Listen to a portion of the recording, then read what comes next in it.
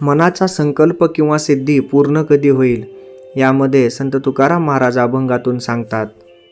सेवितो हा रस वाटितो अनिका, घ्या रे होऊ नका रानभीर. विटेवरी ज्याची पाऊले समान, तोची एक दानशूर दाता.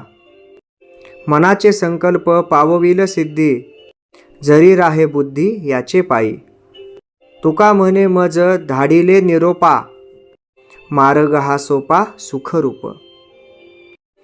संत तुकाराम महाराज या अभंगातून सांगतात की मी परमार्थामधून निघणारा रस स्वतः ग्रहण करतो, सेवन करतो.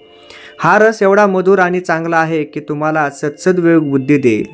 आणि हाच रस मी तर घेतो आहे, परंतु तो रस मी इतरांना देखील देतो आहे. आणि हा रस घेताना तुम्ही रानभर भटकू नका, तिकडे तिकडे सैरावैरा धावू नका. कारण सांगायचं हेच की तुमच्या मनाची अवस्था तुम्ही व्यवस्थित करून ठेवा.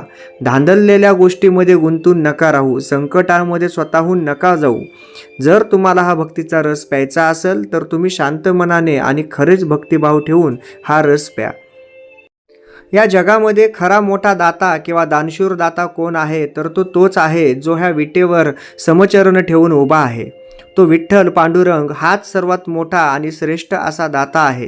त्याच्याकडून घेण्यासारखं आपल्याला भरपूर आहे आणि तोही भक्ताला देण्यासाठी कुठेही कमी पडत नाही किंवा मागही पडत नाही. नेहमी भक्तांच्या काळजीसाठी, भक्ताच्या उद्धारासाठी, भक्ताला योग्य दिशा देण्यासाठी तो नेहमीच तयार असतो, तत्पर असतो. आणि त्याच विठ्ठलाने मला हा रस दिलेला आहे.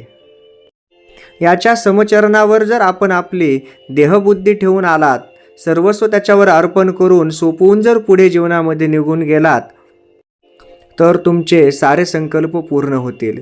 कारण हे संकल्प तुमचे न राहता ते संकल्प त्याचे होतील आणि तो संकल्प पूर्ण करून घेणारा आहे तोच श्रेष्ठ असा दाता आहे.